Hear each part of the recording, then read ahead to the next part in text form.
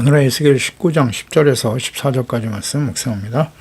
19장 10절에서 14절까지 말씀 있습니다. 내 피의 어머니는 물가에 심겨진 포도나무 같아서 물이 많음으로 열매가 많고 가지가 무성하며 그 가지들은 강하여 권세 잡은 자의 규가 될 만한데 그 하나의 키가 굵은 가지 가운데에서 높았으며 많은 가지 가운데서 뛰어나 보이다가 분노 중에 뽑혀서 땅에 던짐을 당하며 그 열매는 동풍에 마르고 그 강한 가지들은 꺾이고 말라 불에 탔더니 이제는 광야 메마르고 가물이 든 땅에 심어진 바 되고 불이 그 가지 중에 하나에서부터 나와 그 열매를 태우니 권세 잡은 자의 규가 될 만한 강한 가지가 없도다라. 이것이 애가라. 후에도 애가가 되리라. 아멘. 열매 없는 포도나무 같은 주의 백성들의 비극. 장차 바벨론에 의해서 멸망의 가게 될 요시아의 아들들 여호아스, 요야긴, 시드기야죠. 이들을 위해서 애가 슬픈 노래를 지어 부르라고 말씀하십니다. 이들이 마주하게 될 비극적인 결말에 대해서 하나님께서 예언하신 것입니다. 왕이신 하나님을 버리고 사람이 왕이 되어 다스리는 나라가 되었을 때 다윗과 솔로몬 이후에 하나님과 말씀을 버리고 악을 행함으로 하나님께서 칼, 전쟁, 기근 등으로 징계하심으로써 주변 나라들에게 억압을 당하고 조공을 바치는 신세가 되어버렸습니다. 끝까지 회개하고 돌이키지 않는 이스라엘, 하나님께서 세우신 징계와 심판의 도구인 아수르, 북이스라엘, 또 유다는 바벨론에 의해서 멸망의 길을 가게 됩니다. 젊은 사자로 비유된 여호야킨, 사냥된 짐승처럼 포로로 잡혀 바벨론 왕에게로 끌려가게 될 것이다. 그대로 성취되었습니다. 포로로 잡혀가는 여호야킨의 처참한 무기력함을 잘 보여주고 있죠. 그러니까 하나님을 떠난 하나님의 백성들, 거룩함을 상실한 주의 백성들은 이처럼 무기력할 수밖에 없습니다. 왕이신 하나님을 버린 자들, 우상 섬기고 연약한 인간의 지혜와 능력으로 살아가려고 하는 사람들, 결말이 이와 같음을 명심해야 합니다. 이건 한 나라뿐만 아니라 개인도 마찬가지입니다. 10절에 내 피의 어머니는 물가에 심겨진 포도나무 같았다. 내 피의 어머니는 유다의 왕가로 시작된 다윗 왕을 의미하는 것이라 보겠죠. 하나님께서 택하시고 연단하여 왕으로 세우신 다윗, 그는 물가에 심겨진 포도나무 같아서 열매가 많았고 가지가 무성했습니다. 강력한 나라가 될 수 있었습니다. 다윗과 솔로몬 왕 시대에는 나라가 정치, 경제, 군사, 문화적으로 강성했습니다. 그래서 주변 나라들이 모두 조공을 바치는 등 크고 강성한 나라였습니다. 그 원인은 다윗의 정직과 겸손에 있습니다. 이스라엘의 왕이 자기 자신이 아닌 하나님이심을 인정하고 율법의 말씀을 주야로 묵상하면서 성전에서 제사하며 제사를 드리는 중보의 역할을 감당해야 될 제사장들을 존중하고 그들이 주어진 제사의 직무에 충실하도록 배려하였습니다. 그래서 이스라엘이 왕이신 하나님께서 다스리시는 거룩한 하나님의 나라가 되도록 하는 일에 힘썼기 때문에 다윗과 솔로몬 시대에 번성할 수 있었습니다. 이처럼 하나님의 나라와 그의 의를 먼저 구하는 하나님을 경외하는 자녀들, 대표적인 사람이 이제 다윗입니다. 이것이 하나님께서 아브라함으로 시작해서 이스라엘을 선택하신 목적입니다. 복의 근원이 되고 그들과 함께 하시는 하나님을 모든 사람들이 알게 하고 보게 하는 증인된 삶을 살아가는 것입니다. 솔로몬 시대에는 성전을 건축하고 하나님을 경외함으로써 주변 모든 나라들이 강성한 이스라엘과 솔로몬 왕의 지혜를 보기 위해서 찾아왔습니다. 그리고 그 모습을 보고 솔로몬을 높인 게 아니라 이스라엘의 하나님 여호와를 찬송하고 영광을 돌리는 일이 있었습니다. 그러나 솔로몬의 부패와 타락, 그들이 하나님을 솔로몬이 하나님을 버렸어요.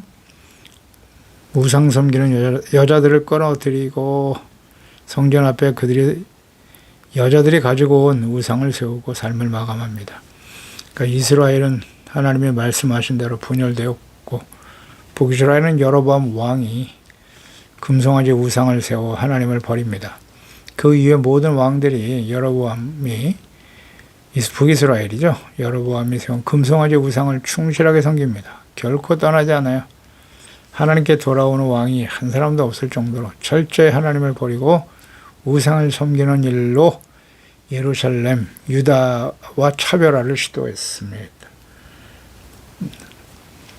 북이스라엘은 분명 하나님께서 아이야 선지자를 통해서 열 지파를 여로보암에게 맡기면서 솔로몬이 부패하고 타락했기 때문에 너에게 이 열 지파를 맡기는 것인데 내가 다윗과 같이 정직히 행하라. 그러면 내 나라를 경고하게 주실 것이라고 약속하셨습니다만은 예루살렘 성전에 예배하러 내려가는 사람들, 그들이 혹시 유다 왕의 편에 서서 나를 대적하면 어이할꼬 두려워했죠.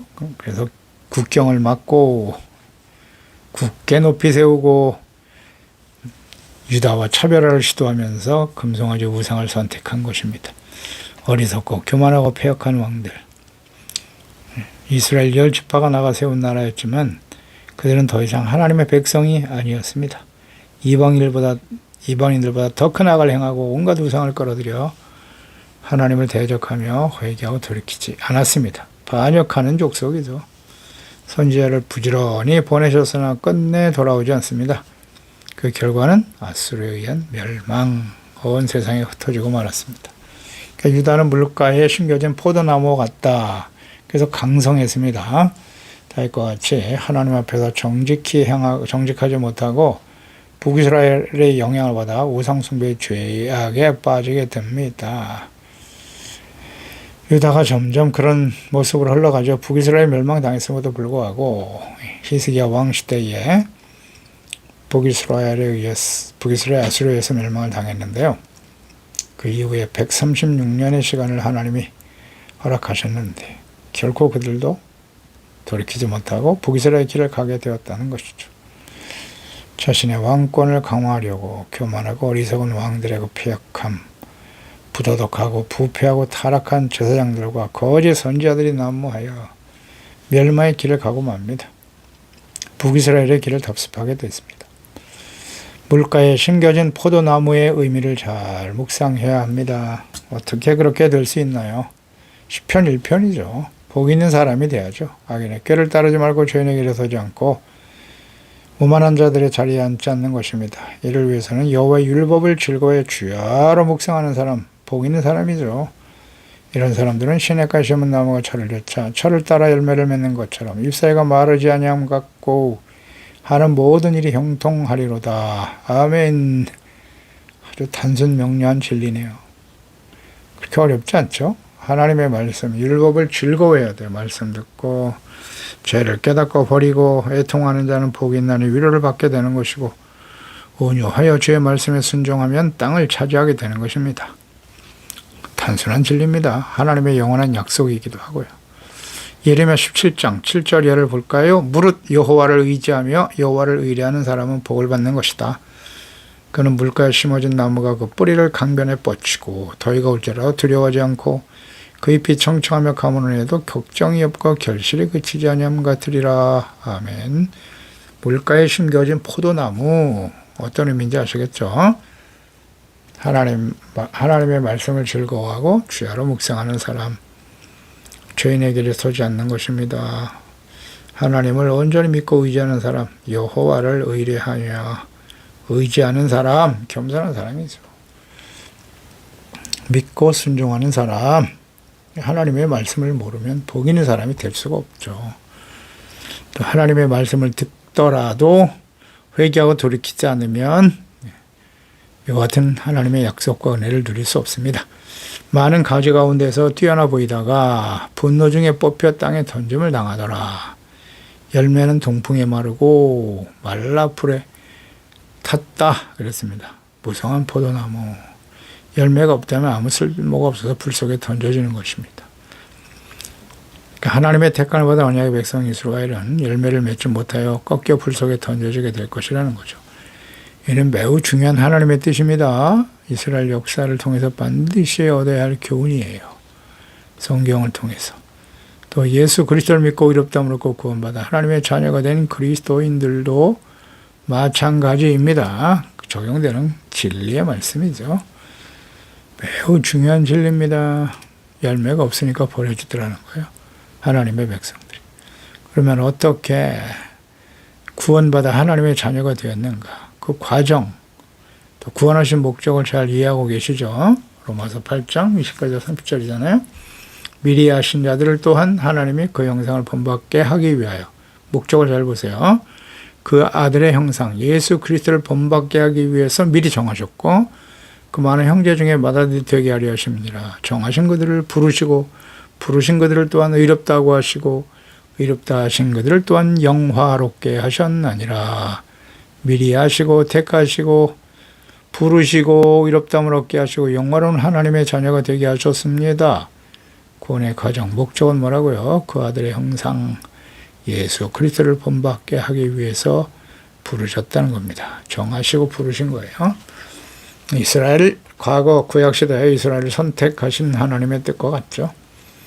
이것을 잘 이해하고 계십니까? 이 시대 교회와 그리스도인들이 불신자들로부터 조롱과 멸시를 당하고 있는 이유는 무엇일까요?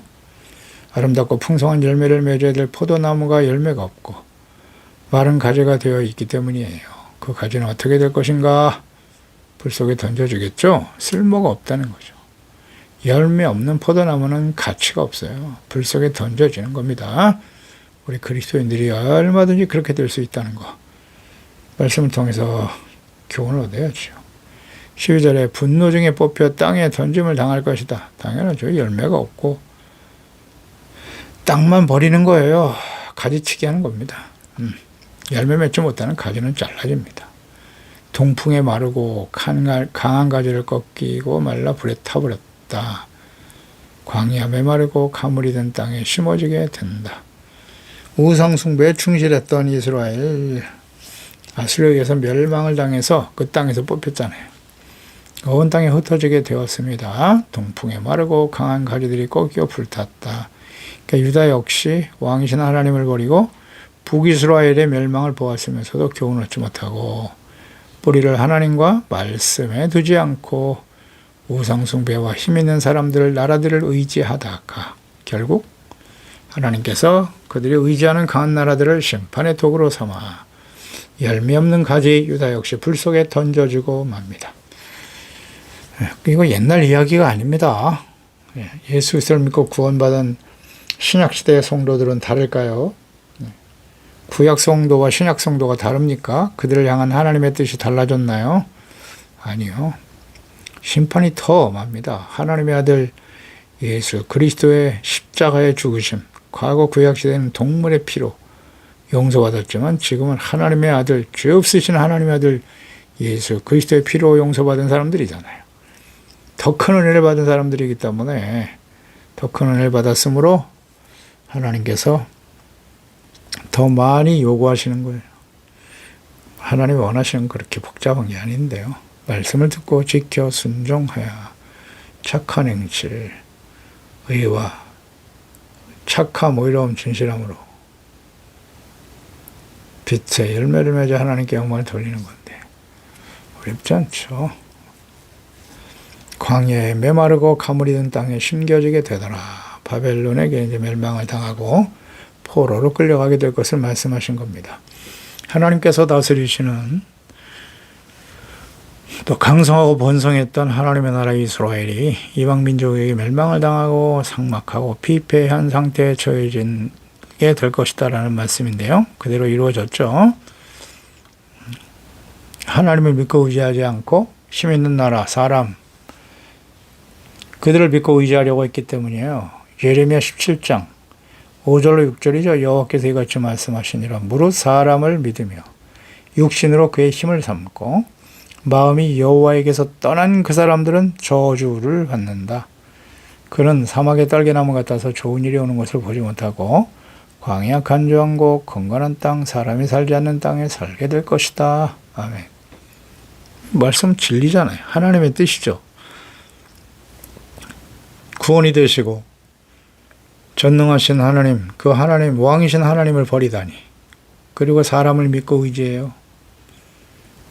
바벨론 왕, 힘있는 애굽 왕 바로 느고를 의지하려고 했고, 이런 어리석은 하나님의 백성들, 아무 힘이 없는 우상에게 가서 구원을 호소하고 구걸하고 다니는 불쌍한 하나님의 자녀 백성들이여. 하나님을 믿고 의지하고 순종해야 될 이스라엘이 어찌 사람들을 믿고 의지하는가? 결국 저주를 받게 되는 거고요. 좋은 일이 오는 것을 보지 못한다. 간조하고 건강한 땅에 살게 될 것이다. 사람이 살지 않는 땅에서 살게 된다. 이게 하나님의 약속이고 이스라엘 역사의 결론이잖아요. 구약시대의 역사 전체에 관련된 하나님의 뜻이기도 하죠. 하나님의 백성들이 어찌 그리 멸망하였는고. 예수 그리스도 안에서 구원받은 이방인 중에 우리가 구원받은 사람들이지 않습니까? 원가지도 이렇게 잘라내시는데 창감람나무, 돌감람나무의 가지 아니에요 우리가. 얼마든지 버려질 수 있음을 알고 두려워하라고 했습니다. 하나님께로부터 떠난 하나님이 아닌 사람을 믿고 의지하며 하나님을 떠나고 말씀을 버린 주의 자녀들이 이와 같이 될 것이다. 14절 불이 그 가지 중에 하나에게서부터 나와서 열매를 태웠다. 소멸하는 불이죠. 이건 죄악에 대한 심판의 불인데요. 가지 중 하나라고 하는 것은 유다의 마지막 왕인 시드기야를 의미하는 것이라 보겠습니다. 시드기야 왕은 11년간 주어진 기회, 회개하고 돌이킬 수 있는 기회죠. 이때 바벨론과 애굽 두 나라를 오가면서 구원을 구걸하고 오왕좌 왕하다가 하나님께 돌아오지 못하고 하나님의 심판을 받게 됩니다. 결국 자기 자신뿐만 아니라 자녀들과 백성들까지 사막에 이르게 하였으며 거룩한 도성, 성전이 불타버리고 그 모든 기명들을 다 빼앗겨버렸죠. 황폐하게 되었습니다. 이것이 열매 없는 포도나무 이스라엘, 하나님의 백성들의 비극이요 슬픈 노래인 것입니다. 이 같은 비극, 이스라엘이 바벨론 포로 이후에 다시 회복시켜 주심으로써 예루살렘에 돌아온 이후 계속되죠. 헬라에 의해서 그 다음 로마에 의해서 수탈과 억압을 당하는 이스라엘. 하나님께서 예언하시고 약속하신 대로 메시아, 하나님의 아들이 사람의 모습으로 보내심을 받아 그리스도다. 왕이요 제사장이요 선지자로 오셨으나 이를 거부하고 십자가에 못 박아 죽인 이스라엘. 그의 피를 자신들과 후손에게 돌리라고 소리쳤던 열매 없는 포도나무 이스라엘. 예수께서 말씀하신 대로 로마에 의해서 멸망을 당하고 맙니다. 돌 위에 돌 하나 남지 아니하고 다 무너뜨려질 것이다. 크고 화려한 성전 자랑하는 유대인들이었습니다만은 다 무너졌습니다. 참된 성전이 되기 위해서 사람의 모습으로 오신 하나님의 아들 예수 그리스도를 거부하고 크고 화려한 성전만을 자랑했던 이스라엘의 멸망. 경건의 모양은 있으나 경건의 능력, 열매가 없는 이 시대 그리스도인들과 같습니다. 크고 화려한 교회를 자랑하지만 정작 예수 그리스도의 몸인 교회 안에 온갖 세속적인 우상들이 가득하고 성령이 거하시는 성전인 그리스도인들의 마음에도 주께서 원하시는 열매가 없고 세속적인 욕망을 따르는 육체의 열매, 사망의 열매만이 가득합니다. 그 결과는 어떻게 될까요? 하나님의 진노의 불 속에 던져지게 될 것이며 황폐하여 슬피 울며 울게 될 것입니다. 본문에 나타난 하나님의 말씀과 예수께서 하신 말씀의 내용이 같습니다. 요한복음 15장이 포도나무와 가지의 비유죠. 나는 포도나무고 하나님은 내 아버지는 농부다 라고 말씀하셨어요. 열매를 맺지 아니하는 가지는 아버지께서 그것을 제거해 버리신다고 하나님이 하시는 일입니다. 그러나 무릇 열매를 맺는 가지는 더 열매를 맺게 하기 위해서 깨끗하게 하시는 것입니다. 내 안에 거하라 나도 너희 안에 거하리라. 가지가 포도나무에 붙어 있지 아니하면 스스로 열매를 맺을 수 없음 같이 너희도 내 안에 있지 아니하면 그러하리라. 주님 안에 있어야 합니다. 주님 안에. 이것은 곧 주의 말씀이 우리 가운데 임하는 것이죠. 말씀과 성령으로 충만할 때 주님 안에서 그 열매 맺는 가지가 되겠죠. 성령의 열매, 빛의 열매를 맺으며 살아가게 될 것이고 말씀이 우리 안에 주님이 우리가 주님 안에 거하게 되는 거예요. 주의 말씀을 순종하는 의롭고 거룩하고 진실된 열매를 맺을 때 아버지께서 영광을 받으시고 너희가 나의 제자가 되리라 말씀하셨습니다. 열매 없는 포도나무 쓸모가 없어요. 불 속에 던져지는 겁니다. 하나님의 심판의 불 속에 던져질 것이다. 그렇습니다. 예수님이 이 땅에 다시 오시는 것은 추수하러 오시는 거예요. 열매를 거두기 위해서 열매 없는 가라지는 불 속에 던져집니다. 구원받은 하나님의 자녀들이 맺어야 될 열매는 무엇입니까? 잘 알고 계시죠? 에베소서 5장 8절 9절입니다. 빛의 열매는 착함, 모든 착함, 의로움, 진실함에 있는 것이고 성령의 열매 9가지, 갈라디아서 5장 22절 23절입니다.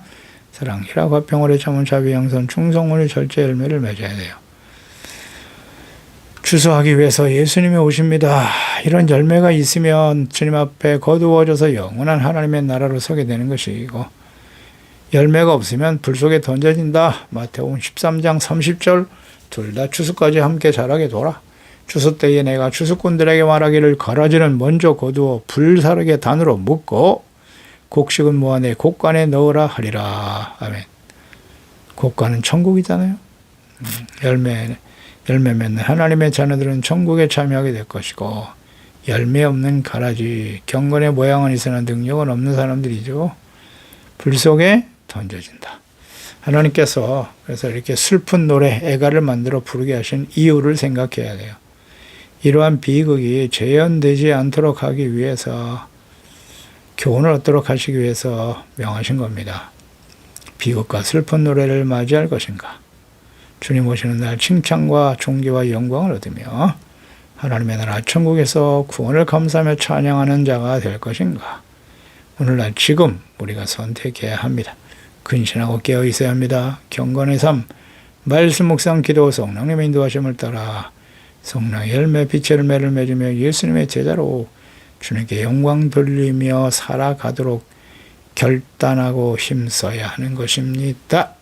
기도하겠습니다. 하나님 아버지, 오늘도 주의 말씀을 통해서 하나님의 거룩한 언약의 백성들이 하나님이 심으신 포도나무 같다. 극상품의 포도나무를 심었는데 열매를 맺지 못하여 하나님께서 그 가지를 제하여 불 속에 던져질 수밖에 없다는 것입니다. 하나님이 이스라엘을 선택하셨고 우리를 예수 그리스도 안에서 정하시고 택하시고 부르시고 영화로운 하나님의 자녀가 되게 하신 것은 우리를 통해서 살아계신 하나님의 영광을 나타내는 거예요.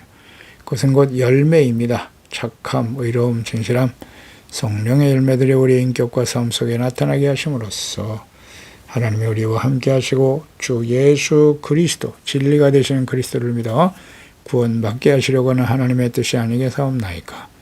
그런데 과거에도 그랬고 모든 시대, 특히 마지막 심판을 향해 달려가는 시대에 하나님의 자녀들, 예수 그리스도 안에서 구원받아 하나님의 자녀들이 어떤 열매를 맺으며 살아가고 있는가, 어떤 열매를 맺어야 할지도 모르고 육에 속한 사람은 육의 열매 사망을 거두게 되는 거예요. 성령을 위해서 심고 성령님의 인도하심을 따라 살아갈 때 영원한 생명의 열매를 거두게 될 것이다. 예수님 추수하러 오십니다. 우리가 어떤 열매를 맺고 있는지 날마다 말씀 가운데 점검하게 도와주시옵시고 우리가 예수 그리스도 안에서 놀라운 구속의 은혜로 구원받은 사람들 아닙니까? 그러므로 육신에게 져서 육신대로 살지 않게 하여 주옵소서. 육신대로 살면 반드시 죽습니다. 영으로서 몸의 행실을 죽이고 그러면 삽니다. 무릇 하나님의 영으로 인당을 받는 참된 하나님의 아들로 주님 앞에 서게 하시고 준비되게 하소서. 예수님의 이름으로 기도드리옵나이다. 아멘.